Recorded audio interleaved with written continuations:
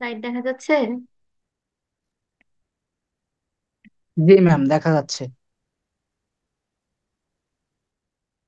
জি ma'am, দেখা যাচ্ছে।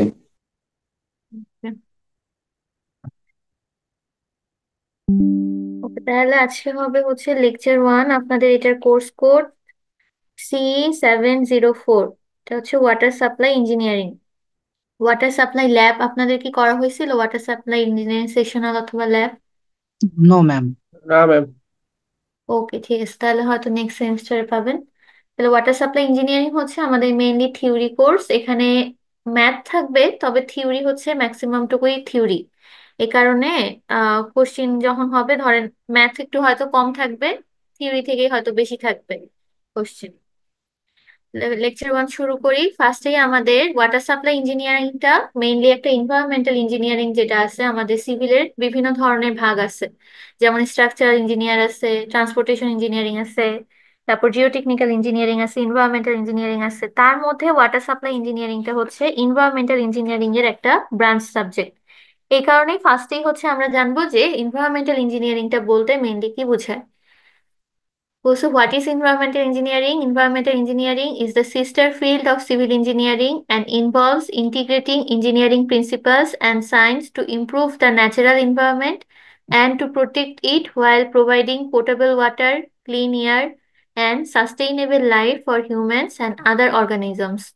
তাহলে এটা কি সিভিল ইঞ্জিনিয়ারিং এরই একটা ফিল্ড, এনভায়রনমেন্টাল ইঞ্জিনিয়ারিং, এবং এটার মধ্যে কি কি ইনভলভ থাকবে, যাতে আমরা হিউম্যান এবং অন্যান্য যেই অর্গানিজমের মধ্যে বোঝাচ্ছে যে কোনো এনিমেল অথবা ব্যাকটেরিয়া যেগুলো আছে, সবগুলো এনভায়রনমেন্টাল ইঞ্জিনিয়ারিং এর মধ্যে পড়বে। তো আমাদের সবার জন্য পোর্টেবল ওয়াটার, অর্থাৎ যেই পানিটা ড্রিঙ্ক করা যাবে, ড্রিঙ্কেবল ওয়াটার যেটাকে বলে, সেই ওয়াটারটা যেন প্রোভাইড করতে পারে। ক্লিন এয়ার, আমরা যে এয়ারটা থেকে অক্সিজেন নেই সেটা যেন ক্লিন হয়। এবং সাস্টেইনেবল লাইফ, যেন আমরা একটা দীর্ঘস্থায়ী লাইফ পাই। এই কারণে এই ধরনের স্টাডিগুলো যে ইঞ্জিনিয়ারিং সেক্টরে পড়া হয় বা যেই ফিল্ডে পড়া হয়, সেটাই হবে environmental engineering. Another crucial task tackled by environmental engineering is that of cleaning up polluted areas or sites. তার মানে যেই সকল দূষিত এলাকা আছে, সাইট আছে, যেখান থেকে আমাদের সয়েলের পলিউশন হতে পারে, এয়ার পলিউশন হতে পারে, অথবা হিউম্যান এবং আদার যে অর্গানিজম গুলো আছে তাদের ক্ষয়ক্ষতি হতে পারে, এগুলোকে ট্যাকেল করা অর্থাৎ এগুলোকে ক্লিন করাও এনভায়রনমেন্টাল ইঞ্জিনিয়ারিং এর একটা part. It also deals with tackling issues that are being faced by public, অর্থাৎ আমাদের পাবলিক অথবা হিউম্যান দিয়ে যা আমরা যে সকল প্রবলেম ফেস করি, মেইনলি যেগুলো এনভায়রনমেন্টাল প্রবলেম, সেগুলোকে ট্যাকেল করা বা সেগুলোকে সলভ করাও এনভায়রনমেন্টাল ইঞ্জিনিয়ারদের কাজ। এখানে এনভায়রনমেন্টাল ইঞ্জিনিয়ারিং এর সাথে মেইনলি হিউম্যানের কিরকম লিঙ্ক সেটা বোঝানো হয়েছে। আমরা এনভায়রনমেন্ট বলতে কি বুঝি? ওয়াটার, এয়ার, সয়েল, এগুলোকেই বুঝি। ওয়াটার যেহেতু আমাদের আশেপাশে, আমরা ওয়াটার যেহেতু আমাদের জন্য জীবনের জন্য একটা বড় অংশ, এয়ারও আমাদের জীবনের একটা বড় অংশ, এবং সয়েল আমাদের যেখানে ফলগুলো হয়, এগ্রিকালচারাল ল্যান্ড থেকে আমরা যে খাবারগুলো পাই, এটাও কি এনভায়রনমেন্টাল একটা অংশ। এগুলোই যদি পলিউটেড হয় তাহলে কি হবে? হিউম্যান অর্থাৎ আমাদের বডিতে বিভিন্ন ধরনের প্রবলেম দেখা যাবে। তাহলে ওয়াটার, এয়ার এবং সয়েল এনভায়রনমেন্টাল রিজার্ভার্স বলতে বোঝাচ্ছে ওয়াটার আমরা কোথা থেকে পাই? বিভিন্ন রিভার থেকে পাই, ক্যানেল থেকে পাই। এই সকলগুলোকে বলা হচ্ছে এনভায়রনমেন্টাল রিজার্ভার্স অথবা এয়ার যেটা আছে, এবং সয়েল বলতে এগ্রিকালচারাল ল্যান্ড। এগুলোকে বোঝাচ্ছে এনভায়রনমেন্টাল রিজার্ভার্স। এখানে যদি পলিউশন কন্ট্রোল করা হয়, ওয়েস্ট যেগুলো তৈরি হচ্ছে সেগুলোকে ট্রিটমেন্ট করা হয় এবং সঠিকভাবে ডিসপোজাল করা হয়, ডিসপোজাল অর্থ সঠিকভাবে ফেলে দেওয়া হয়, এবং হ্যাজার্ড ম্যানেজমেন্ট অর্থাৎ যেগুলো আমাদের শরীরের জন্য ক্ষতিকারক সেগুলোও যদি ঠিকভাবে ম্যানেজ করা সম্ভব হয়, তখনই আমাদের হিউম্যান বিং এর উপর কোনো খারাপ ইম্প্যাক্ট পড়বে না, বরং ভালো ইম্প্যাক্ট পড়বে। তো এটাই এনভায়রনমেন্টাল ইঞ্জিনিয়ারিং, অথবা এই পুরো এনভায়রনমেন্টটা হিউম্যান বিং এর সাথে কিভাবে কানেক্টেড বা কিভাবে লিঙ্ক আপ, সেটাই জাস্ট এখানে দেখানো হয়েছে। এখন চলে আসি ওয়াটার সাপ্লাই ইঞ্জিনিয়ারিং কি। তাহলে ওয়াটার সাপ্লাই ইঞ্জিনিয়ারিংটা কি বললাম? এটা এনভায়রনমেন্টাল ইঞ্জিনিয়ারিং এর একটা আবার ব্রাঞ্চ। কি বলছি? Branch of civil engineering concerned with the development of sources of supply, transmission, distribution and treatment of water. অর্থাৎ ওয়াটার সাপ্লাই ইঞ্জিনিয়ারিং বলতে এটাই বোঝাচ্ছে যে ওয়াটারটা মেইনলি আমাদের কাছে আসতেছে, হিউম্যানের কাছে আসতেছে অথবা পাবলিকের কাছে আসতেছে, এইটা কোথা থেকে আসতেছে, মানে এটার সোর্স কি, যে সাপ্লাইটা হচ্ছে এটার সোর্সটা কি। এটাকে আমরা রিভার থেকে পাচ্ছি নাকি ক্যানেল থেকে পাচ্ছি নাকি গ্রাউন্ড থেকে পাচ্ছি, এইটার সোর্সটা হচ্ছে সোর্সেস অফ সাপ্লাই অথবা কোথা থেকে আসতেছে। ট্রান্সমিশন বলতে বোঝাচ্ছে কোন প্রসেসে এটা আমাদের কাছে আসতেছে। ট্রান্সমিশন প্রসেসের মধ্যে পড়বে ধরেন বিভিন্ন পাইপের মাধ্যমে বা পাম্পের মাধ্যমে আমরা কি করি, গ্রাউন্ড ওয়াটার অথবা যে রিভার ওয়াটার আছে সেগুলোকে আমরা পাইপের মাধ্যমে ফার্স্টে নিয়ে আসার চেষ্টা করি হিউম্যানের কাছে। সেই প্রসেসটাই হচ্ছে, এই চলমান প্রসেসটাই হচ্ছে ট্রান্সমিশন।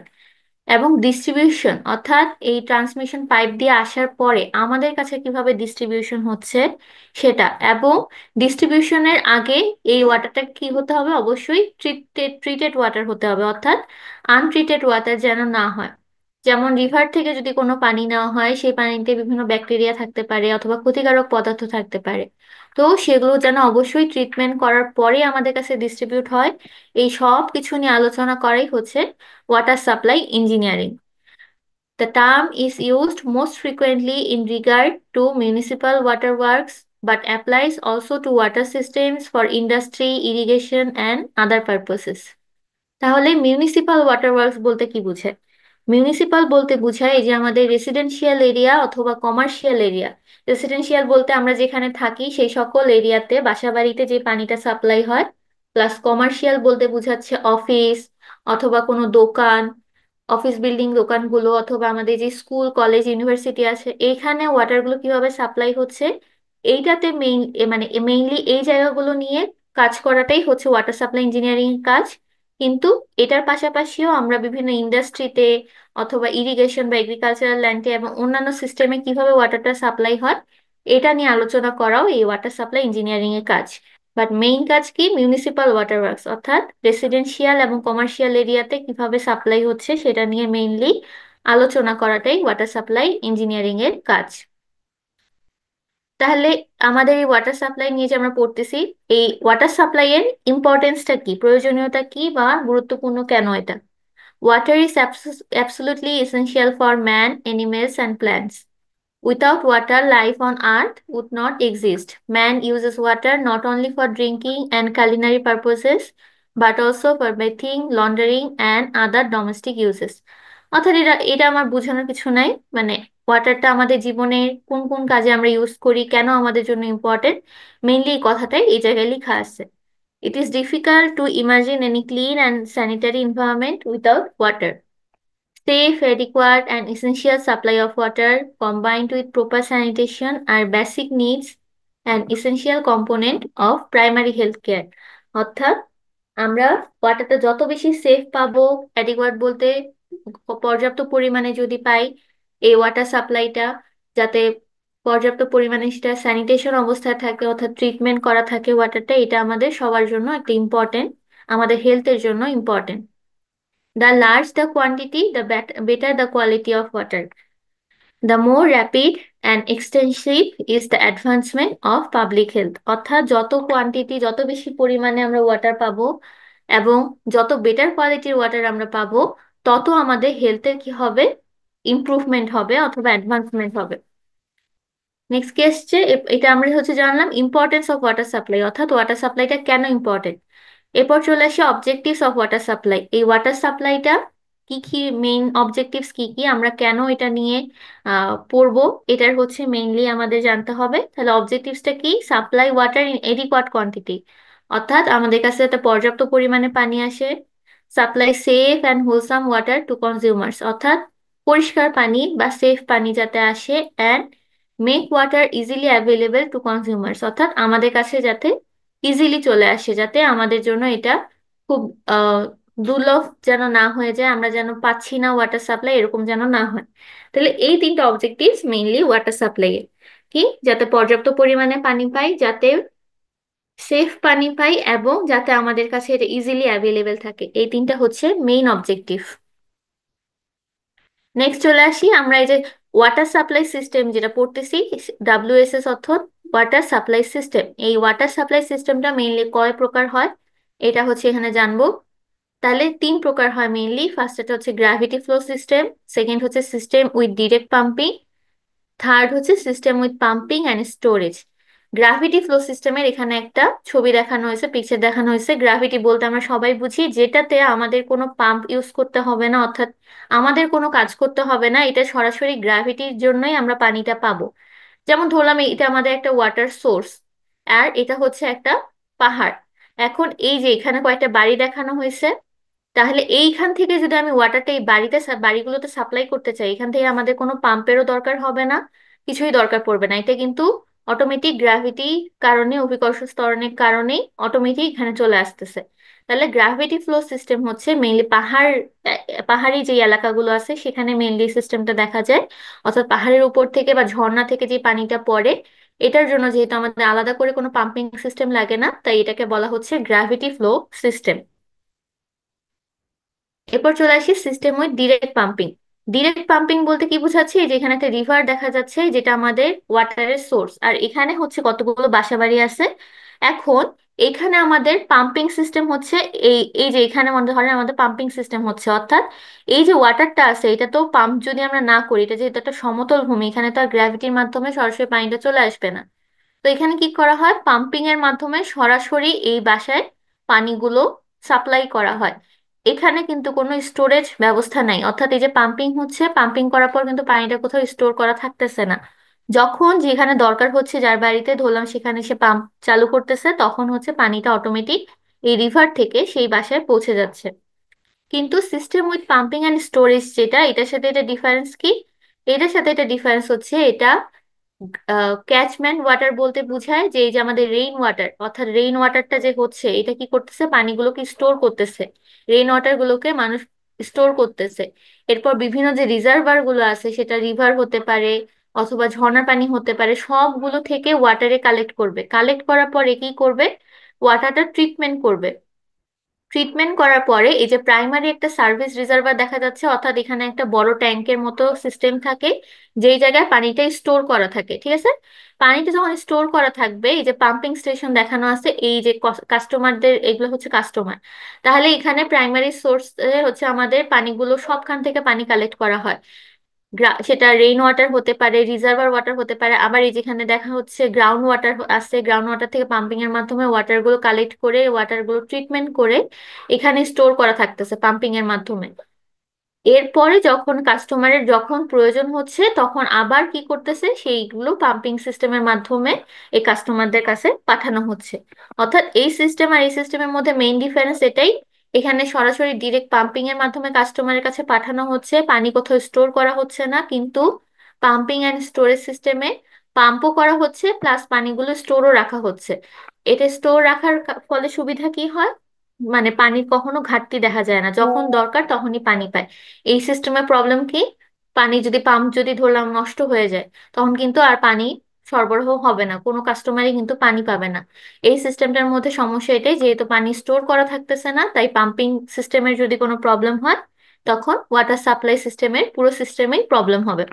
তাহলে মেইনলি আমাদের এই সিস্টেমটাই ইউজ করা হয়, বাট এখানে তিনটা সিস্টেমের কথা বলা হয়েছে, একটা কি গ্র্যাভিটি, একটা ডিরেক্ট পাম্পিং, একটা পাম্পিং অ্যান্ড স্টোরেজ। এটা কিসের ক্লাসিফিকেশন বললাম, ওয়াটার সাপ্লাই সিস্টেমের। নেক্সট চলে আসি ওয়াটার সাপ্লাই এর এলিমেন্টস কি কি। এলিমেন্টস বলতে আমরা যে ওয়াটার সাপ্লাইটা পড়তেছি, এটাতে মেইনলি কয় ধাপে এই ওয়াটার সাপ্লাইটা করা হয়। ফার্স্টটা কি, source of supply, second collection system, third হচ্ছে ট্রিটমেন্ট, অ্যান্ড লাস্ট হচ্ছে ডিস্ট্রিবিউশন সিস্টেম। এখন এখানে এসেনশিয়াল এলিমেন্টস গুলো যেগুলো কথা বলতেছি, সেটা ছবি একটা দেওয়া আছে। তাহলে সোর্স অফ সাপ্লাই বলতে বোঝাচ্ছে আমরা যেখান থেকে মেইনলি পানিটা পাবো, এটা একটা রিভার ধরে নিলাম, রিভার থেকে আমি পানিটা পাবো। কালেকশন করতেছি কিভাবে, ইনটেক এবং পাম্পের মাধ্যমে, অর্থাৎ এই রিভার থেকে আমি পানিটা কিভাবে পাচ্ছি সেটাই মেইনলি কালেকশন সিস্টেম। কালেক্ট করতেছি কিভাবে, পাম্পের মাধ্যমে আমরা কালেক্ট করতেছি। এরপর থার্ড স্টেজ কি, ট্রিটমেন্ট, এই ওয়াটারটা যে রিভার থেকে নিচ্ছি এটা ট্রিটমেন্ট প্রসেস এখানে হচ্ছে। এবং লাস্টলি কি হচ্ছে, আমাদের ডিস্ট্রিবিউশন সিস্টেম, এটা হচ্ছে একটা ডিস্ট্রিবিউশন সিস্টেম। এই দাগগুলো যে দেখানো হচ্ছে এগুলো হচ্ছে পাইপ, অর্থাৎ এইখানে মেইনলি পানিটা আসতেছে, এরপর এখান থেকে বিভিন্ন পাইপ বের হয়ে বিভিন্ন কাস্টমারদের কাছে ওয়াটারটা যাচ্ছে, ডিস্ট্রিবিউট হচ্ছে। তাহলে এটা হচ্ছে ডিস্ট্রিবিউশন সিস্টেম। এখন এই সোর্স অফ সাপ্লাই যে বললাম, এই ছবিতে শুধুমাত্র রিভারের কথা বলা হয়েছে, কিন্তু রিভার কিন্তু শুধু সোর্স অফ সাপ্লাই না, অর্থাৎ আমরা ওয়াটারটা শুধু কিন্তু রিভার থেকে পাই না, আমি আরো বিভিন্ন সোর্স থেকে ওয়াটারটা পেতে পারি। তো আমার এখানে কয়েকটা সোর্সের কথা বলা হয়েছে। একটা হচ্ছে সারফেস ওয়াটার, সারফেস ওয়াটারের মধ্যে যে রিভার, তারপর ক্যানেল, এগুলো হচ্ছে আমার পড়বে সারফেস ওয়াটারের মধ্যে। গ্রাউন্ড ওয়াটার বলতে আমরা সবাই জানি টিউবওয়েল থেকে যে পানিটা আমরা পাই, পাম্প করে বের করি, সেটা হচ্ছে গ্রাউন্ড ওয়াটার। এবং রেইন ওয়াটার, অর্থাৎ বৃষ্টির পানিটা জমা করে, ওই ক্যাচমেন্ট ওয়াটারের কথা বললাম, ক্যাচমেন্ট একটা এরিয়ার মধ্যে রেইন ওয়াটারটা কি করা হয়, ধরে রাখা হয় এবং পরবর্তীতে কাস্টমারদের কাছে সাপ্লাই করা হয়। তাহলে আমার ওয়াটারের সোর্স কয়টা, সাপ্লাইয়ের সোর্স কয়টা? মেইনলি তিনটা, একটা সারফেস ওয়াটার, একটা গ্রাউন্ড ওয়াটার, একটা হচ্ছে রেইন ওয়াটার। এখন আমি এই তিনটার মধ্যে কোন সোর্স থেকে পানিটা নিব বা কোন সোর্সে ডিস্ট্রিবিউট করব মানুষের কাছে, এটা আবার কয়েকটা সোর্স, এই কয়েকটা ফ্যাক্টরের উপর ডিপেন্ড করে। এই ফ্যাক্টরগুলো কি কি? কোয়ান্টিটি, কোয়ালিটি এবং কস্ট। অর্থাৎ আমি যেই সোর্স থেকে বেশি পরিমাণে বা বেশি কোয়ান্টিটিতে পানি পাবো, আমি বেস্ট কোয়ালিটির পানি পাবো এবং আমার যেটাতে কস্টিং সবচেয়ে কম হবে, সেখান থেকেই আমি অবশ্যই কি করব, সোর্স, সেই সোর্সটা আমি অবশ্যই সিলেক্ট করব। যেমন আমি যদি এই তিনটা সোর্সের মধ্যে, তিনটা সোর্সের যদি কথা বলি, এখানে হবে কি, সারফেস ওয়াটার থেকে আমি যদি, যদি না সারফেস ওয়াটারটা শুকায় যায় বা নদী যদি না হচ্ছে বন্ধ হয়ে যায়, তাহলে আমি সেখান থেকে বেশ ভালো কোয়ান্টিটি বা ভালো পরিমাণে পানি পাবো। কিন্তু আমার কোয়ালিটিটা কিন্তু অতটা ভালো হবে না, কারণ এটা যেহেতু খোলা থাকে, এখানে বিভিন্ন ময়লা থাকতে পারে। তাহলে আমার ট্রিটমেন্ট করার জন্য কি হতে পারে, কস্টিংটা বেড়ে যেতে পারে। তাহলে সারফেস ওয়াটারের ক্ষেত্রে আমি কোয়ান্টিটি পাবো, কিন্তু কোয়ালিটি আর কস্টিংটা কি হবে, একটু বেশি হবে। সিমিলার হবে গ্রাউন্ড ওয়াটারের ক্ষেত্রে কি হতে পারে, আমি হয়তো কোয়ান্টিটি কম পেতে পারি। সেটার কারণ কি, আমরা সবাই জানি যে ধীরে ধীরে আমাদের গ্রাউন্ড ওয়াটার লেভেল যেটা আছে সেটা নিচে নেমে যাচ্ছে। অর্থাৎ আমাদের গ্রাউন্ডে যে পানির লেভেলটা থাকে, ছিল আগে, আগে যেমন অনেক কাছাকাছি থাকতো, সারফেসের অনেক কাছাকাছি ছিল, এখন কিন্তু নিচে নিচে ধীরে ধীরে নিচে নেমে যাচ্ছে। তো সেক্ষেত্রে আমাদের হতে পারে এমন কোনো এলাকায় যদি আমি টিউবওয়েল বসাই যেখানে পানিটা অনেক, পানির স্তরটা বা ওয়াটারের যে সারফেসটা আছে সেটা অনেক নিচে, সেখানেও কিন্তু আমার টিউবওয়েল বসানোর জন্য অনেক বেশি খরচ পড়ে যাবে, কিন্তু আমি কোয়ালিটিটা সেখানে ভালো পাবো। এবং রেইন ওয়াটার যদি বলি, আমি কিন্তু সেখানে বেশি কোয়ান্টিটিতে পানি পাবো না, কারণ রেইন কিন্তু আমাদের এখন খুব বেশি হয় না। তো আমি খুব বেশি পরিমাণে কি করতে পারবো না, পানি কালেক্ট করে রাখতে পারবো না। কিন্তু রেইন ওয়াটারের কোয়ালিটিও ভালো এবং এটাতে কস্টিংও কম হবে। তো আমার জায়গা ভেদে ডিপেন্ড করবে যে কোন জায়গায় কোন সোর্সটা অ্যাভেলেবেল। যদি কোনোখানে নদী বেশি থাকে, সেখান থেকে আমি অবশ্যই সারফেস ওয়াটারটাই প্রিফার করব, সারফেস ওয়াটার সোর্স হিসেবে প্রিফার করব। সিমিলার ভাবে কোথাও যদি গ্রাউন্ড ওয়াটার লেভেলটা উপরে থাকে, তাহলে আমি সেখানে কি করব, গ্রাউন্ড ওয়াটারটা একটা সোর্স হিসেবে আমি সেখানে নিব বা টিউবওয়েল বসাবো। এবং কোনোখানে যদি রেইন বেশি হয়, তাহলে আমি সেখানে রেইন ওয়াটারটাকে একটা সোর্স হিসেবে ইউজ করতে পারি। তাহলে এটা বিভিন্ন ফ্যাক্টরের উপর ডিপেন্ড করে এবং প্লাস জায়গার উপর ডিপেন্ড করে কোন জায়গায় কোনটা অ্যাভেলেবেল। এরপর আমি চলে আসি কালেকশন সিস্টেমে। এই যে আমি তিন ধরনের ওয়াটার বললাম, তিন ধরনের ওয়াটারে কোনটাতে কোন পদ্ধতিতে এই ওয়াটারটা কালেক্ট করা হয় সেটা বলা হয়েছে। সারফেস ওয়াটার যেটা আছে সেটা মেইনলি পাম্পিং ফ্যাসিলিটির মাধ্যমে করা হয়। এই যে এখানে যেমন আমার একটা রিভার আছে, এই রিভার থেকে আমি কি করবো, এই যে একটা পাম্পিং স্টেশন দেখানো হয়েছে, পাম্পিং এর মাধ্যমে আমার ওয়াটারটা পাম্প করে এই জায়গায় ধরলাম আমার স্টোর করা হচ্ছে এবং পরবর্তীতে কাস্টমারদের কাছে পাঠানো হচ্ছে। গ্রাউন্ড ওয়াটার আমরা কিভাবে করি কালেক্ট, হয় টিউবওয়েলের মাধ্যমে, না হলে কি, এই যে কুয়া একটা দেখানো হয়েছে, তো এখানে ছবি দেখানো হয়েছে, হয় কুয়া না হলে টিউবওয়েলের মাধ্যমে আমরা গ্রাউন্ড ওয়াটারটা কালেক্ট করি। এবং লাস্টলি হচ্ছে রেইন ওয়াটার। রেইন ওয়াটারটা কি করে, অনেক সময় বাসা বাড়িতেই এরকম টিনের চালা যেখানে ইউজ করা হয়, সেখানে একটা পার্মানেন্ট রুফ তৈরি করা হয়। এই পার্মানেন্ট রুফে কি হয়, এই যে ওয়াটারগুলো, এই রেইন ওয়াটারগুলো যখন এগুলোর উপর পড়ে তখন অটোমেটিক এগুলো দিয়ে পরে, এই যে এখানে যে একটা ব্লু কালারের মেশিন দেখানো হচ্ছে, এটা হচ্ছে ট্রিটমেন্ট বা স্টোর করার জন্য রেইন ওয়াটারটা। কারণ আমার যখন এই টিনের চালার উপর দিয়ে রেইন ওয়াটারটা পড়বে, তখন তো অবশ্যই ময়লা হয়ে এরপরই পড়বে, পানিটা কিন্তু আর পরিষ্কার থাকবে না। তখন তখন হচ্ছে আমরা এটা, এখানে এই যে এরকম একটা বাসায় প্রসেসিং করা হয়, এই প্রসেসিং এর মাধ্যমে এখানে রেইন ওয়াটারটা স্টোর করা হয়, প্লাস ট্রিটমেন্ট করা হয় এবং পরবর্তীতে ইউজ করা হয়। তাহলে কোনটা কোন সোর্স থেকে কি সিস্টেমে কালেক্ট করা হয় এটা এখানে বলা হয়েছে। এরপর আমাদের থার্ড এলিমেন্টে চলে আসি। থার্ড এলিমেন্টটা কি ছিল, ট্রিটমেন্ট। ট্রিটমেন্ট, এখন সারফেস ওয়াটারের ট্রিটমেন্ট একরকমের হয়, আবার গ্রাউন্ড ওয়াটারের ট্রিটমেন্ট একরকম হয়। তার কারণ কি, সারফেস ওয়াটার যেহেতু খোলামেলা অবস্থায় থাকে, যেহেতু এটাতে বিভিন্ন ধরনের ময়লা পড়তে পারে, তাই এখানে এক এক ধরনের প্রবলেম সৃষ্টি হয় এবং গ্রাউন্ড ওয়াটারে অন্য ধরনের প্রবলেম সৃষ্টি হয়। যেমন সারফেস ওয়াটারে কি কি প্রবলেম হতে পারে? টার্বিডিটি প্রবলেম হতে পারে। টার্বিডিটি বলতে কি বোঝায়? অনেক সময় দেখা যায় অনেক নদীর পানি কিন্তু ঘোলাটে হয়ে যায়। এই ঘোলাটে হওয়ার কারণ কি? ঘোলাটে হওয়ার কারণ হচ্ছে বিভিন্ন সাসপেন্ডেড ম্যাটেরিয়াল এবং কলয়েডাল ম্যাটেরিয়াল পানিতে মিশ্রিত অবস্থায় থাকে। এখন সাসপেন্ডেড আর কলয়েডাল ম্যাটেরিয়াল বলতে কি বোঝায়? সাসপেন্ডেড ম্যাটেরিয়াল হচ্ছে সেগুলো যেগুলো একটু আকারে বড় হয়, আমরা যেগুলোকে খালি চোখে দেখতে পাই, সেগুলো সাসপেন্ডেড ম্যাটেরিয়াল। এবং কলয়েডাল ম্যাটেরিয়াল হচ্ছে যেগুলো আমরা খালি চোখে দেখতে পাই না, অথবা যেগুলো একটু আকারে ছোট হয়। এই ধরনের উপাদানগুলো পানিতে যত বেশি পরিমাণে মিশ্রিত থাকবে, পানিটা কি হবে? তত বেশি ঘোলাটে হবে। এবং সেটার মধ্য দিয়ে কিন্তু আলো প্রবেশ করতে পারে না, অর্থাৎ আলোটা গিয়ে নিচে ওয়াটারের যেই সারফেসের মধ্যে আছে, সেই সারফেসের মধ্যে গিয়ে রিফ্লেক্ট করে আসতে পারে না। অর্থাৎ কোন নদীর পানি আমরা যখন খুব বেশি ঘোলাটে হয়, আমরা কিন্তু নিচের পোর্শনটা কিন্তু দেখতে পাই না। কিন্তু আবার কোনো কোনো জায়গায় আছে যে ওয়াটার অনেক বেশি স্বচ্ছ, আমরা একদম নিচে কি আছে, সারফেসে কি আছে সেটাও দেখতে পাচ্ছি। মেনলি সিলেটের ওদিকে ওয়াটারের যেগুলো রিভার ওয়াটার গুলো আছে সেগুলো কিন্তু অনেক স্বচ্ছ হয়। অর্থাৎ টার্বিডিটি যত কম হবে ওয়াটার তত বেশি স্বচ্ছ হবে। টার্বিডিটি যত বেশি হতে থাকবে পানিটা তত বেশি ঘোলাটে হতে থাকবে। তাহলে টার্বিডিটি প্রবলেমটা কি? পানি ঘোলাটে হওয়া। সেকেন্ড কি? কালার। কালারটা সেম। কোনো পানি দেখবেন হলুদ কালার হয়, কোনো পানি একটু সবুজ কালার হয়, কোনো পানি একটু নীল কালার হয়। এটা আসলে কালার হয় না, এটা আমাদের চোখে দেখে মনে হয় যে কালার হচ্ছে। এটা হচ্ছে সারফেস ওয়াটারে হতে পারে। এটাও বিভিন্ন এই যে ম্যাটেরিয়াল গুলোর কথা বললাম, সাসপেন্ডেড এবং কলোয়েডাল ম্যাটেরিয়াল, এগুলোর কারণে হয়। থার্ড হচ্ছে টেস্টে প্রবলেম হতে পারে, পিএইচ কম বেশির জন্য হতে পারে, টার্বিডিটির জন্য হতে পারে, কালারের জন্য হতে পারে, এগুলোর জন্য টেস্টের একটু সমস্যা হয়।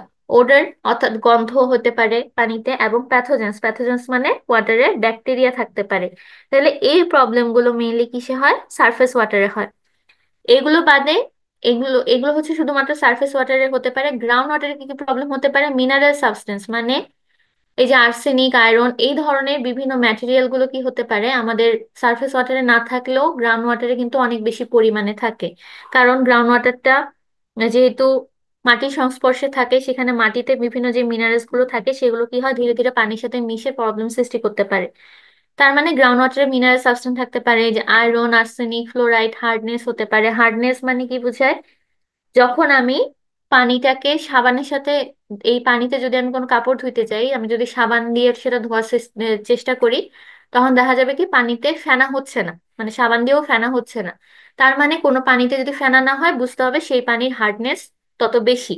অর্থাৎ সাবানের সাথে বিক্রিয়া করতে না পারলে বুঝতে হবে যে পানিটার হার্ডনেস অনেক বেশি।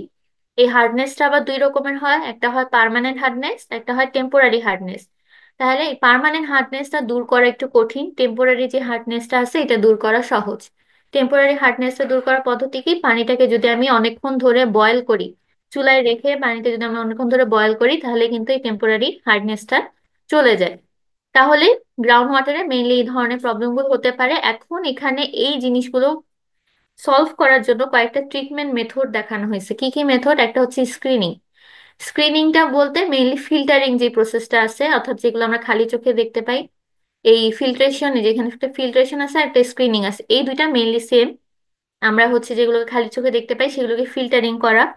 সেডিমেন্টেশন প্রসেস বলতে বোঝায়, ধরলাম কোনো সারফেস ওয়াটারে অনেক বেশি পরিমাণে বালু মিশ্রিত আছে, তো সেটাকে নিয়ে যদি আমি কিছুক্ষণ রেখে দেই, দেখা যাবে অটোমেটিক নিচে কি হয়? তলানি আকারে জমা হয়। এটা হচ্ছে সেডিমেন্টেশন প্রসেস। অ্যারেশন প্রসেসটা হচ্ছে একটু বড়। অ্যারেশন প্রসেসে একটা মেশিন ইউজ করে পানিটাকে ট্রিটমেন্ট করা হয়।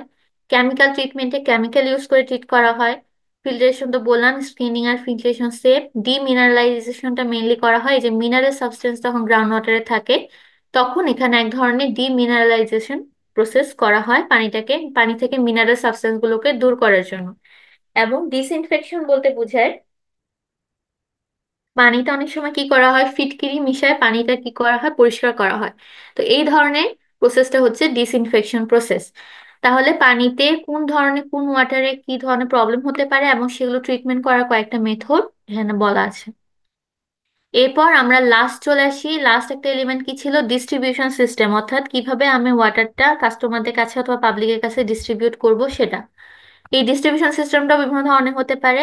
আরবান এরিয়ায় কি হয়, মেইনলি পাইপ ওয়াটার সিস্টেম, অর্থাৎ শহরের মেইনলি পাইপের মাধ্যমে ওয়াটারটা সাপ্লাই করা হয়। সেটা কোথা থেকে আসতে পারে, স্টোরেজ রিজার্ভার, যেমন যেখানে স্টোর করে রাখা হয়, বিভিন্ন ট্যাঙ্কে স্টোর করে রাখা হয়, সেখান থেকে আসতে পারে। পাম্পিং ডিভাইস, অর্থাৎ সরাসরি পাম্পিং এর মাধ্যমেও আসতে পারে। স্ট্যান্ড পোস্ট, স্ট্যান্ড পোস্ট হচ্ছে স্টোরেজ রিজার্ভারের মতোই একটা ট্যাঙ্কিং সিস্টেম, যেখানে স্টোর করে রাখা হয়। ভালভস হচ্ছে একটু বড় আকারের পাইপ, যেগুলোর মাধ্যমে আসতে পারে। এবং আদার অ্যাপার্টেন্সেস, অর্থাৎ আদার কোনো যদি প্রসেস থাকে, মেইনলি পাইপিং সিস্টেম, সেগুলোর মাধ্যমে কি করা হয়, আরবান এরিয়ায় ওয়াটারটা সাপ্লাই করা হয়। রুরাল এরিয়াসে মেইনলি করা হয় আনপাইপ ওয়াটার সাপ্লাই, অর্থাৎ পাইপ ছাড়া যেগুলো ওয়াটার সাপ্লাই করা যায়। তো সেগুলো বলতে কি বোঝায়, ম্যানুয়ালি অপারেটেড টিউবওয়েল অথবা কুয়া, এগুলোর মাধ্যমে মেইনলি রুরাল এরিয়াসে ওয়াটারটা সাপ্লাই করা হয়। তাহলে এটা আবার কিসের উপর ডিপেন্ড করে, location, accessibility, serving distance and extent, অর্থাৎ কোন লোকেশনে আমার এরিয়া, কোন এরিয়ায় আমার মেইনলি সেই গ্রামটা অবস্থিত, সেটার উপর। অ্যাক্সেসিবিলিটি বোঝাচ্ছে সেখানে গ্রাউন্ড ওয়াটার লেভেলটা কিরকম অবস্থায় আছে, কত মানে কি কিরকম টিউবওয়েল বসালে আমি সেখানে ওয়াটারটা আনতে পারবো, পর্যাপ্ত পরিমাণে ওয়াটারটা আনতে পারবো, সেটার উপর ডিপেন্ড করে।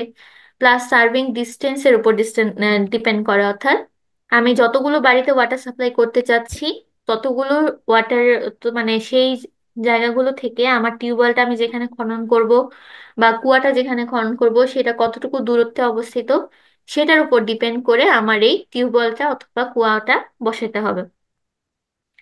এখন আমি চলে আসি distribution of water supply system urban network.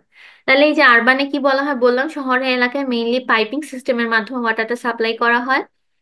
এই পাইপিং সিস্টেমটা আবার দুই ধরনের হয়, একটা হচ্ছে ব্রাঞ্চ ডিস্ট্রিবিউশন নেটওয়ার্ক, আর একটা হচ্ছে লুপ ডিস্ট্রিবিউশন নেটওয়ার্ক।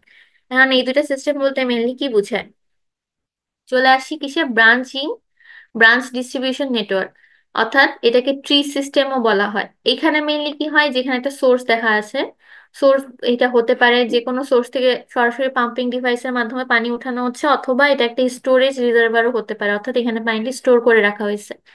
এখন এখান থেকে বিভিন্ন এলাকায় কিভাবে পানিটা আসবে, এই যে এই বড় যে কালো পাইপটা দেখা যাচ্ছে মোটা ধরনের, সেটা কি মেইন পাইপ, অর্থাৎ এই পানি দিয়েই, মানে এই পাইপ দিয়ে মেইনলি আমাদের ওয়াটারটা সাপ্লাই হবে। এখন মেইন পাইপ থেকে যেই পাইপগুলো সরাসরি বের বের হয়, সেগুলোকে বলা হয় সাবমেইন পাইপ, অর্থাৎ এই যে এখান থেকে এই পাইপগুলো বের হয়েছে সবগুলো হবে সাবমেইন পাইপ। আবার সাবমেইন থেকে যে পাইপগুলো বের হয়, যেমন এই যে সাবমেইন, এটা একটা সাবমেইন, এখান থেকে এই পাইপগুলো বের হয়েছে, এগুলো সব হবে ব্রাঞ্চ পাইপ।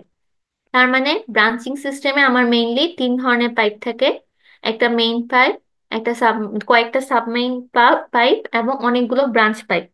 তার মানে মেইন পাইপ থাকবে একটাই শুধুমাত্র। তাহলে মেইন পাইপ থেকে আমার সাবমেইন পাইপ বের হবে, প্লাস সাবমেইন পাইপ থেকে ব্রাঞ্চ পাইপ গুলো বের হয়ে বিভিন্ন বাসায় এই ওয়াটারটা ডিস্ট্রিবিউট করবে। ডেট ইন বলতে বোঝানো হচ্ছে এরপরে আর কোনো পাইপ নাই, এখানেই শেষ হয়ে গেছে, বা এরপরে আর কোনো বাসা বাড়িও নাই। তাহলে ধরলাম আমার একটা বাসা এই জায়গায় আছে, এখন আমি চাইলে সরাসরি এখান থেকে সাবমেইন দিয়ে ওখানে কি করতে পারি, ওয়াটারটা ডিস্ট্রিবিউট করতে পারি, অথবা আমি যদি দেখি যে এখানে পরপর অনেকগুলো বাসা আছে, তাহলে তো আমার একটা সাবমেইন দিয়ে সবগুলো বাসায় পানিটা ডিস্ট্রিবিউট করা পসিবল না। তাই কি করছে, একটা সাবমেইন পাইপ বের করে এখান থেকে আরো কতগুলো ব্রাঞ্চ পাইপ বের করে, ধরলাম এই পাইপ একটা বাসায় যাচ্ছে, এই পাইপ একটা বাসায় যাচ্ছে, এই পাইপটা আরেক বাসায় যাচ্ছে, এভাবে বিভিন্ন ব্রাঞ্চ পাইপ দিয়ে বিভিন্ন বাসায় কানেক্ট করে দেওয়া হয়, যাতে সবগুলো বাসায় আলাদা আলাদা পাইপের মাধ্যমে ওয়াটারটা যেতে পারে বা ডিস্ট্রিবিউট হতে পারে। এই ধরনের ব্রাঞ্চিং সিস্টেমটা মেইনলি কোন ধরনের এরিয়ার জন্য সুইটেবল, এটা হচ্ছে ডেভেলপিং এরিয়ার জন্য suitable with an irregular pattern of road network, অর্থাৎ এখানে দেখাই যাচ্ছে ইররেগুলার, কোথাও কিন্তু সমান সাইজের পাইপ ইউজ করা হয় নাই, কোথাও একটু লম্বা পাইপ ইউজ করা হয়েছে, কোথাও ব্রাঞ্চ পাইপ বেশি, কোথাও সাবমেইন পাইপের লেন্থ কম কিন্তু ব্রাঞ্চ পাইপের লেন্থ বেশি। তার মানে বোঝা যাচ্ছে কি, এই এরিয়াটা রেগুলার শেপের না, অর্থাৎ এখানকার যে রোড নেটওয়ার্ক গুলো আছে, রোড গুলো আছে অথবা বাড়িগুলো আছে, সেগুলো ইররেগুলার প্যাটার্ন। তাহলে ইররেগুলার যদি প্যাটার্ন হয় বাসা বাড়ি অথবা রোডে, তাহলে সেখানে ইউজ করতে হবে কোন ধরনের নেটওয়ার্ক, ব্রাঞ্চিং নেটওয়ার্ক। আরেকটা কি ছিল, লুপ নেটওয়ার্ক। লুপ ডিস্ট্রিবিউশন নেটওয়ার্কটা কি করা হয়, ওখানে যেমন অনেকগুলো মানে একটা মেইন পাইপ থাকে, এরপর অনেকগুলো সাবমেইন এবং ব্রাঞ্চ পাইপ থাকে, এখানে কিন্তু কোনো ধরনের সাবমেইন বা ব্রাঞ্চ পাইপ থাকে না, এখানে সবগুলো মেইন লাইনের মতোই থাকে। অর্থাৎ এই যে এই দিক দিয়ে আমার ওয়াটারটা মেইনলি সাপ্লাই হচ্ছে, এখান থেকে সবগুলো পাইপের কিন্তু লেন্থ বলি ডায়া বলি সমান, অর্থাৎ এইটা ধরলাম আমার এখানে একটা বাসা আছে, এখানে একটা বাসা আছে, এখানে একটা বাসা আছে, এই পাইপগুলো দিয়ে সরাসরি আমি ওই বাসায় পানিটা ডিস্ট্রিবিউট করতে পারতেছি। অর্থাৎ এইটা মেইনলি তার জন্য সুইটেবল যেখানে well plan develop areas with a definite pattern of road network, অর্থাৎ এখানে ইরেগুলার কোনো প্যাটার্ন নাই। অর্থাৎ এরিয়াটার একটা, ধরলাম আমি রেক্টেঙ্গুলার শেপের একটা এরিয়া আছে, সেই রেক্টেঙ্গুলার শেপের চারিদিকে কয়েকটা বাসা আছে, তাহলে সেই ধরনের রেগুলার প্যাটার্নের রোডে অথবা রেগুলার প্যাটার্নের বাসায় আমি কি করতে পারবো, এই লুপ ডিস্ট্রিবিউশন যে নেটওয়ার্কটা আছে সেটা ইউজ করতে পারবো। তাহলে দুইটার মধ্যে ডিফারেন্স কি? একটাতে তিন ধরনের পাইপ থাকবে, একটাতে সেম পাইপ থাকবে। একটা ইরেগুলার প্যাটার্নের জন্য ইউজ করা হয়, আরেকটা রেগুলার প্যাটার্নের জন্য ইউজ করা হয়। এখন চলে আসি প্ল্যানিং অ্যান্ড ডিজাইন কনসিডারেশন। অর্থাৎ আমি যে ওয়াটার সাপ্লাইয়ের জন্য ডিস্ট্রিবিউশন সিস্টেমটা যে আছে, অর্থাৎ আমি যে পাইপগুলো বসাচ্ছি, এটা আমি যখন প্ল্যানিং করব এবং ডিজাইন করব, তখন আমার কি কি কনসিডারেশনের মধ্যে রাখতে হবে। ফার্স্ট হচ্ছে quality of water should not deteriorate below WHO standard, অর্থাৎ আমার যেই ওয়াটারটা আমি ড্রিঙ্ক করতে পারবো কিনা, ডাব্লিউএইচও বলতে ওয়ার্ল্ড হেলথ অর্গানাইজেশনের তরফ থেকে পানি ড্রিঙ্ক যেগুলো করা যাবে সেটার পিএইচ ভ্যালু একটা দেওয়া থাকে, টার্বিডিটি ভ্যালু দেওয়া থাকে, কালারের ভ্যালু দেওয়া থাকে, সবগুলোরই নির্দিষ্ট একটা ভ্যালু দেওয়া থাকে। তাহলে আমার এই খেয়াল রাখতে হবে যাতে ওয়াটারের যে আমি যে ওয়াটারটা সাপ্লাই করতেছি সেটার কোয়ালিটি যেন ডাব্লিউএইচও স্ট্যান্ডার্ডের নিচে না চলে যায় বা খুব বেশি উপরেও না চলে যায়, আমার যেন ডাব্লিউএইচও স্ট্যান্ডার্ডের মধ্যেই থাকে। Water in adequate quantity in convenient location, অর্থাৎ আমি যে লোকেশনগুলোতে ওয়াটার সাপ্লাই করতে চাচ্ছি সেখানে যেন পর্যাপ্ত পরিমাণে ওয়াটারটা সাপ্লাই করতে পারি, বা পর্যাপ্ত পরিমাণে যাতে ওয়াটারটা সবার কাছে যায় সেটা আমাদের কি করতে হবে, ইনশিওর করতে হবে। থার্ড কি, traditional sources should be selected for water supply development. Traditional sources বলতে বোঝায় কোন জায়গায় আমার কোন ধরনের সোর্সটা সিলেক্ট করতে হবে। এটা তো আমি আগেই বলছি যে আমার তিন ধরনের সোর্স আছে। এখন আমার লোকেশনের উপর ডিপেন্ড করে যেই সোর্সটা সবচেয়ে বেশি সুইটেবল সেই সোর্সটা কি করতে হবে, সিলেক্ট করতে হবে। ফোর্থ কি, construction operation maintenance and repair should be within the reach of the available skills, অর্থাৎ আমি যে পাইপগুলো যে কনস্ট্রাক্ট করতেছি বা আমার সবসময় কনস্ট্রাক্ট করার পরই তো এটা শেষ না কাজ, আমার সবসময় এটা অপারেটরের মধ্যে রাখতে হবে কোথাও কোনো পাইপের সমস্যা হচ্ছে কিনা, কোথাও কোনো মেইনটেনেন্সের প্রয়োজন হচ্ছে কিনা, অথবা পানি পাইপ অনেক সময় দেখা যায় ফেটে গেছে সেখানে রিপেয়ার করার প্রয়োজন হচ্ছে কিনা। তো সব সময় যেন এগুলোর জন্য মানুষ, প্রয়োজনীয় যে মানুষ যারা আছে, যারা স্কিলেবল মানুষ আছে, যারা এই পাইপগুলো মেইনলি কনস্ট্রাক্ট করে, তারা যেন সবসময় অ্যাভেলেবেল থাকে সেটা আমাদের খেয়াল রাখতে হবে। The equipment should be robust, reliable and locally available. এই যেই ধরনের ইকুইপমেন্ট আমরা ইউজ করে পাইপটা করবো, অথবা আমরা পাইপটাই যে ম্যাটেরিয়াল দিয়ে বানাবো, সেই ম্যাটেরিয়ালগুলো যাতে সহজেই পাওয়া যায় এবং সেগুলো যাতে দীর্ঘস্থায়ী হয়। সে একটা পাইপ বানালেই তো হলো না, সেটা যেন আমার অনেক বছর ধরে সাপ্লাই দিতে পারে, সেটা যেন সবসময় লোকালি অ্যাভেলেবেল থাকে, এইগুলো ধরনের আমাদের কি করতে হবে, খেয়াল রাখতে হবে। নেক্সট কি, construction and operation cost should be minimum, অর্থাৎ আমি যে কনস্ট্রাক্ট করতেছি অথবা আমার যে অপারেশনের সময় দরকার হবে তখন যেন আমার যত কম পরিমাণে পসিবল আমি যেন টাকা খরচ করে এই কাজটা করতে পারি। নেক্সট কি, use of pumping and chemical should be minimum. তাহলে পাম্পিং সিস্টেম আমি যত বেশি দিব, কোনোখানে পাম্পিং ডিভাইস যত বেশি দিব, স্বাভাবিক আমার সেখানে কি হবে, কস্টিংটা বেড়ে যাবে। তাহলে আমার যেন কম পাম্পিং ইউজ করি এবং এই ওয়াটার যে আমি ওয়াটারগুলো যে সাপ্লাই করতেছি সেখানে যেন কম পরিমাণে কি করি, কেমিক্যাল ইউজ করি। কেমিক্যাল ইউজ করলে, বেশি পরিমাণে ইউজ করলে কি হতে পারে, ওয়াটারের কোয়ালিটি খারাপ হয়ে যেতে পারে। তো সেই কারণে আমার পাম্পিং এবং কেমিক্যাল ইউজটা কি করতে হবে, মিনিমাম করতে হবে, অর্থাৎ যতটুকু প্রয়োজন ততটুকুই করতে হবে, বেশি যাতে না হয়। System should be plan together with the community. এখন এটা বলতে কি বোঝায়, কমিউনিটি বলতে যেমন আমার কোথায় কোন ধরনের নেটওয়ার্কিং সিস্টেম দরকার, যেমন ইরেগুলারের জন্য একরকম দরকার, রেগুলারের জন্য একরকম দরকার, তাহলে এটা অবশ্যই প্ল্যান করতে হবে কমিউনিটি অনুযায়ী। Women should be involved and consulted to address their needs. এখানে ওমেনদের কথা কেন বলা হয়েছে, যখন আমি বাসা বাড়িতে ওয়াটার সাপ্লাই করব, নর্মালি যেটা হয় যে বাসায় যেহেতু মহিলারা থাকে, তারা কাজ করে, তারা জানে যে তাদের বাসায় প্রতিদিনে কি পরিমাণে ওয়াটার দরকার, কি পরিমাণে পানি তাদের দৈনন্দিন কাজের জন্য দরকার, তাই তাদেরকেও ইনভলভ করতে হবে এবং কতটুকু পানি কোন বাসায় কখন সাপ্লাই করা দরকার সেটা সম্পর্কে একটা ধারণা রাখতে হবে।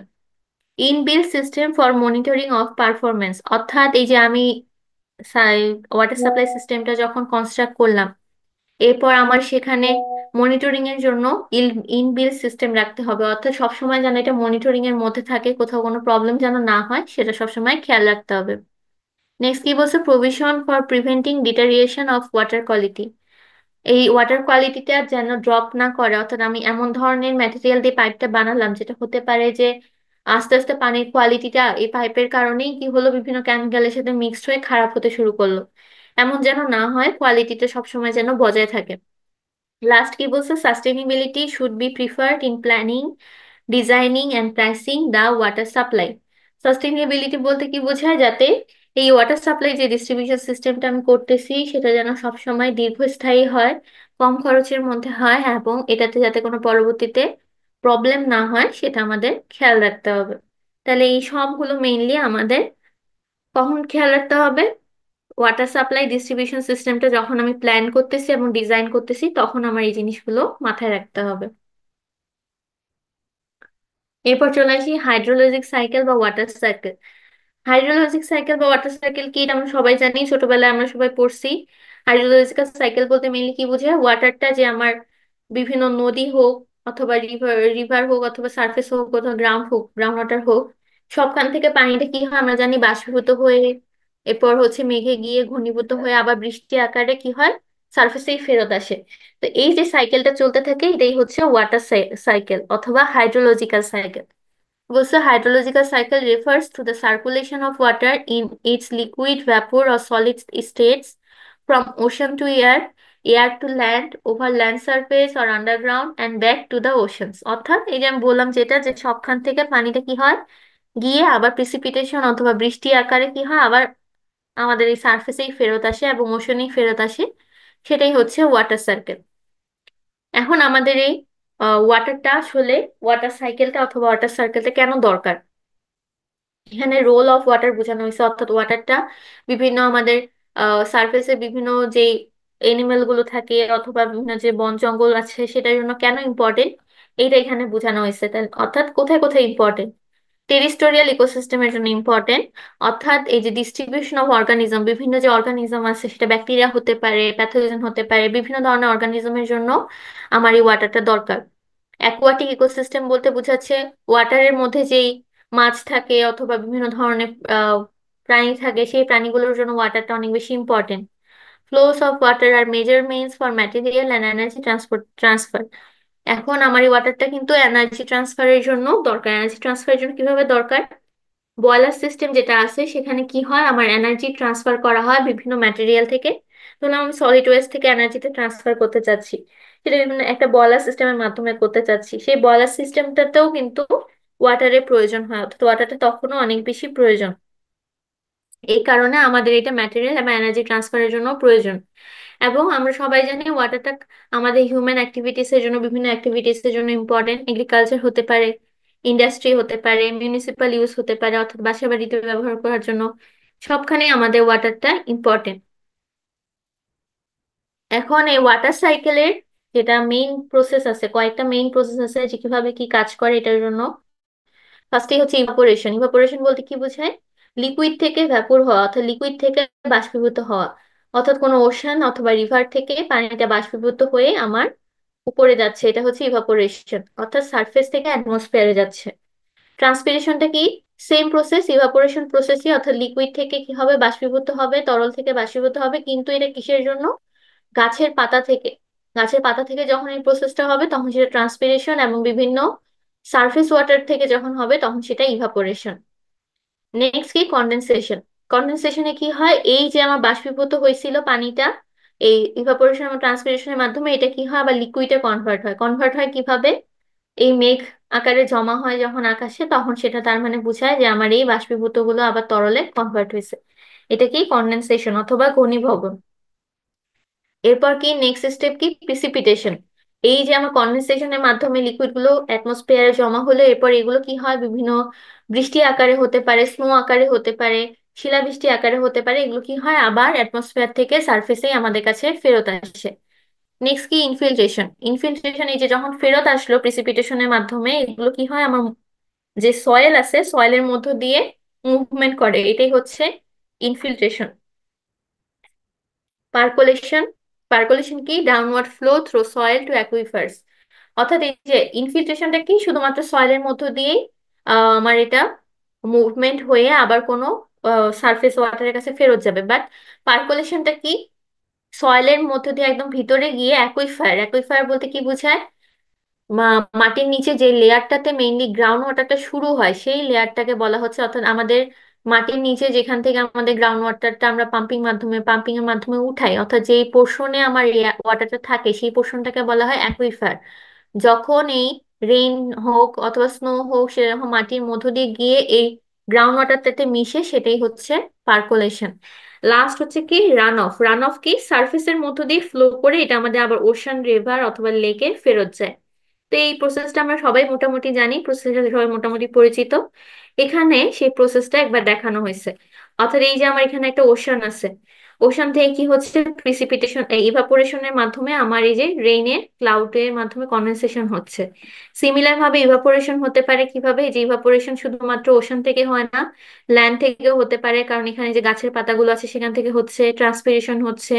আবার এইখানে একটা লেক দেখা যাচ্ছে, এই লেক থেকেও কি হয়? ইভাপোরেশন হচ্ছে। অর্থাৎ সবগুলো লিকুইড থেকে বাষ্পীভূত হয়ে আমার ক্লাউডে জমা হচ্ছে, ক্লাউড আকারে জমা হচ্ছে। ক্লাউড আকারে জমা হওয়া মানে কি? কনডেনসেশন হওয়া। কনডেনসেশনের মাধ্যমে পরে এরপর আমার কি হচ্ছে? প্রিসিপিটেশন হচ্ছে, অর্থাৎ বৃষ্টি, স্নো, ফগ যেটাই হোক বা শিলাবৃষ্টি, সেগুলোর মাধ্যমে আবার কি হচ্ছে? ল্যান্ডে ফেরত আসতেছে। ল্যান্ডে ফেরত আসার পর কয়টা প্রসেস হয়? মেইনলি তিনটা প্রসেস হয়। একটা হচ্ছে সারফেস রান অফ, অর্থাৎ সারফেসের মধ্য দিয়ে রান হয়ে আমার এই যে লেক, আবার এই যে সারফেসের মধ্য দিয়ে রান হয়ে এখানে একটা রিভার, অথবা সারফেসের মধ্যে রান অফ হয়ে এখানে একটা ওশানে আমার আবার পানিটা ফেরত আসতেছে। এটা একটা প্রসেস। আরেকটা প্রসেস কি ছিল? ইনফিল্ট্রেশন, অর্থাৎ আমার সয়েলের মধ্যে যে ওয়াটারের মুভমেন্ট। তাহলে এই যে এটা সয়েল, সয়েলের মধ্যে ওয়াটারটা মুভমেন্ট করতেছে। আরেকটা কি ছিল? পার্কুলেশন, অর্থাৎ সয়েলের মধ্য দিয়ে ফ্লো করে এই যে এখানে অ্যাকুইফায়ার, অর্থাৎ ধরলাম এখানে আমার গ্রাউন্ড ওয়াটার এখান থেকে শুরু হয়েছে, এই পোর্শন থেকে সয়েলের সারফেসের ঠিক নিচে এই পোর্শন থেকে আমার গ্রাউন্ড ওয়াটারটা শুরু হয়েছে। তার মানে আমার এখানে পার্কুলেশনটা ডাউনওয়ার্ড ফ্লো হয়ে অ্যাকুইফায়ারে এসে মিশতেছে। গ্রাউন্ড ওয়াটার মুভমেন্টটা একটু কি হয়? স্লো হয়, এটা দেখানো হয়েছে। তাহলে মেইনলি ইভাপোরেশন ট্রান্সপিরেশনের মাধ্যমে যাচ্ছে, কনডেনসেশন হচ্ছে প্রেসিপিটেশনের মাধ্যমে পড়ে আমার সারফেস রান অফ, ইনফিল্ট্রেশন এবং পার্কুলেশনের মাধ্যমে আবার সারফেসেই ফেরত আসতেছে ওয়াটারটা। এটাই মেইনলি আমাদের ওয়াটার সাইকেল। ওকে, আজকের লেকচার এই পর্যন্তই। কারো কি কোনো প্রবলেম হয়েছে বুঝতে? না ম্যাম, আপনি অনেক সুন্দর বুঝাইছেন ম্যাম। না ম্যাম। ঠিক আছে তাহলে, আজকে শেষ করে দেই, হ্যাঁ? ম্যাম আমাদের ম্যাম প্রেজেন্ট প্রেজেন্টেশনটা প্রেজেন্ট প্রেজেন্ট আমি দিচ্ছি। আমি হচ্ছে আপনাদের গুগল ফর্ম দিয়ে দিব, সবাই সেটা ফিল আপ করে দিবেন। এবং হচ্ছে ফিল আপ করার ক্ষেত্রে অবশ্যই নিজের ভার্সিটি ইমেল ইউজ করবেন, অন্য ইমেল দিয়ে কিন্তু হবে না। আমি দিয়ে আচ্ছা। হুম, ম্যাম তাহলে চ্যাট বক্সে দিয়ে দিন। হ্যাঁ আমি চ্যাট বক্সে দিয়ে দিচ্ছি, আপনারা সবাই এটা ফিল আপ করে দেন। আর যতজন পার্টিসিপেন্ট আছেন ততজনই যেন থাকে, এক্সট্রা যেন না হয়। যারা ক্লাস করছেন শুধুমাত্র তারাই অ্যাটেন্ডেন্স দিবেন।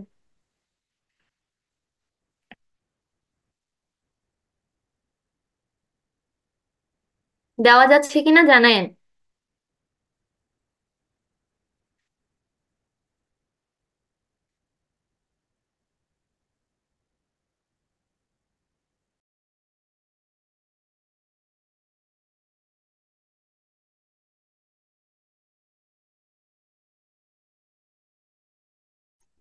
ম্যাম মেসেজ অপশন শো করতেছে। কি শো করতেছে? Message option. না, রেসপন্স তো আসতেছে, তার মানে দেওয়া তো যাচ্ছে। কারো প্রবলেম হচ্ছে এই দিতে, অ্যাটেন্ডেন্স দিতে? না ম্যাম। না না না ম্যাম, ম্যাম, প্রবলেম ম্যাম হচ্ছে এখন না। ঠিক আছে, দেয়া যাচ্ছে। এখন ঠিক আছে। ওকে ওকে ম্যাম। ইউনিভার্সিটি মেইল, হ্যাঁ ইউনিভার্সিটি মেইল ইউজ করেন, দেখবেন হবে।